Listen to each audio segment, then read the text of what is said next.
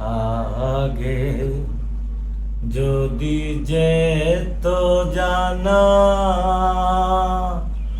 ঝংলা কবু পুষে মানে না।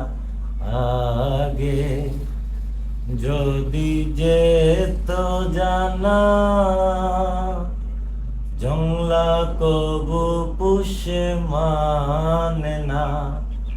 তাহার শোনে প্রেম করতাম না, তাহার শোনে প্রেম করতাম না। ফকির লালন কেঁদে কয় কেমনে আসে যায় কাচার ভিতর